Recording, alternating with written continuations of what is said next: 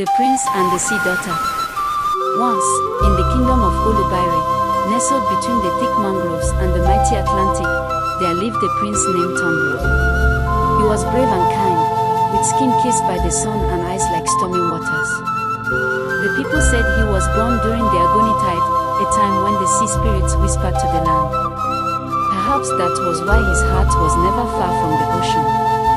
Every evening, Prince Tombro would walk along the shore, bare feet touching the wet sand, his royal robe trailing behind like a forgotten shadow. But it was on a leap year's moon, when the tides danced differently and the sky glowed with an eerie calm, that he saw her. She rose from the sea like a song, hair like woven seaweed, eyes the color of fresh rain in a calabash, and a shimmering tail that glistened with the colors of lost coral. Her name was Ebia, a daughter of the sea, born of a mermaid queen and the spirit of the deep. She only came to land once every 4 years, when the tides of the leap year opened the path between worlds. From that moment, Prince Tombro's heart no longer belonged to the palace. The elders warned him. She is not of us. The sea takes more than it gives. No good will come from loving a woman who swims with spirits. But Tombro's ears were deaf to fear. Every leap year, he waited, and every leap year, Ebia came.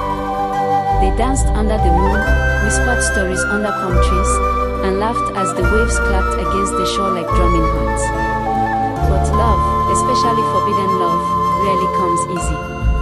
When the king and queen discovered their son's secret, that he intended to wed a mermaid, they were filled with shame. They stripped him of his title, tore his name from the walls of the royal compound, and banished him from the land.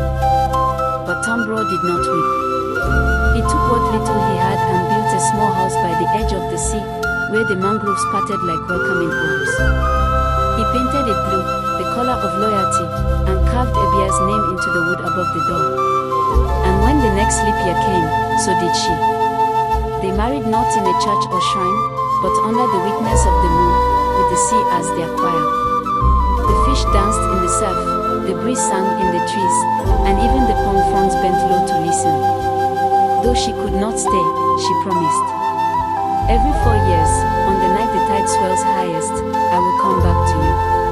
I will return, my love, not as a secret, but as your wife. The villagers watched from afar, whispering of a mad prince and a spirit bride.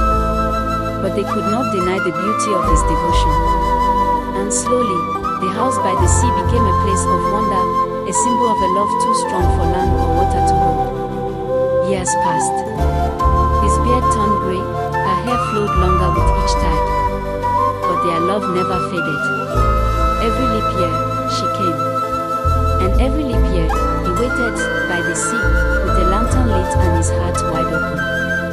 They had no children, but they had stories. And stories are eternal. Some say, when the leap tide comes, you can still see 2 shadows dancing near the rocks, one with feet, the other with a shimmering tail. Others say the house still stands, kissed by salt and love, waiting for the next song of the sea. But I, Enene, will tell you this. True love is not bound by time, nor crown, nor body. It waits, it weathers, it remembers. Just like Prince Tombro and Ebia, the man of the land, and the daughter of the sea.